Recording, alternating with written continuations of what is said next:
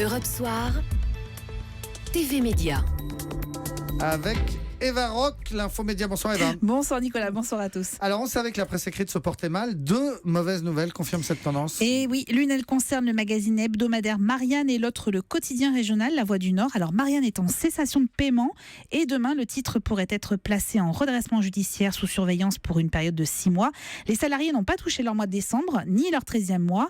Les pertes nettes en 2015 s'élevaient à 1 350 000 € et cela pourrait être encore le cas pour l'exercice 2016. Et alors évidemment en cause ce sont la chute des ventes. La seule bouffée d'oxygène, c'est l'audience du site internet qui est en forte hausse, 1 million de visiteurs en plus d'un an. Alors résultat, la direction envisage de lancer un nouveau site au cours de l'année 2017 avec une partie payante, une partie plus collaborative, mais difficile quand même d'envisager le numérique comme seule solution à tous les maux. Et pourtant c'est aussi le numérique qui est en jeu dans le cas de La Voix du Nord. Oui, il semble bien. Alors selon les syndicats, la direction du quotidien régional souhaiterait se détourner du papier pour ne garder que des éditions numériques. Alors là encore, le modèle économique reste très fragile. Internet ne représente d'ailleurs que 15% des recettes des ventes du titre. Mais il va bien falloir trouver des solutions car la diffusion est en net recul, près de 5%. Les chiffres publicitaires sont là aussi à la baisse.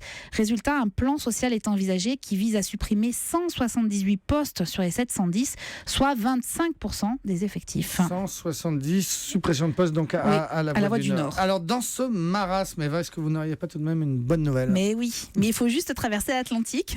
Alors direction le Washington Post, 4e titre aux États-Unis, propriétaire de Jeff Bezos qui est fondateur d'Amazon. 60 personnes pourraient être embauchées à la fin du premier trimestre. Alors c'est du personnel pour la vidéo, la photo, les podcasts, renforcer l'équipe de Breaking News, avoir des postes de journalistes supplémentaires pour des investigations qui sont dans des temps courts. Jeff Bezos y croit tellement qu'il a déjà investi 50 millions de dollars en 2015. Alors ils ont investi sur les réseaux sociaux et puis ils ont conçu surtout une nouvelle façon de promouvoir chaque article. Alerte, relais sur des newsletters, des photos sur Instagram. On appelle cela de l'occupation massive du terrain. Et ça marche. Au mois de novembre, le site a enregistré 130 millions de visiteurs. Audience record qui booste évidemment les revenus publicitaires et qui pousse les gens à s'abonner aux éditions en ligne. Comme quoi, tout n'est pas perdu. Voilà, la presse qui embauche simplement, c'est aux États-Unis pour et l'instant. c'est le Washington Post. Si on regarde la télévision en France ce soir, que regarde-t-on ? Numéro 23 à 20h55. Alors je sais que je vous conseille rarement cette chaîne, mais c'est même ce la soir, première fois, à mon oui, avis. je pense. Mais ce soir, programmation remarquable avec la série en 4 épisodes intitulée Racine. On n'achète pas un esclave, on fabrique un esclave. Je n'ai rien à faire de tes coutumes africaines. Tu vas travailler dur et tu ne feras pas de problème. Tiré d'une histoire vraie. Racine, première partie de votre série événement, mercredi à 20h55 sur numéro 23. Alors c'est une série sur l'histoire de l'esclavage à travers 3 générations, depuis le fleuve Gambie jusqu'aux États-Unis.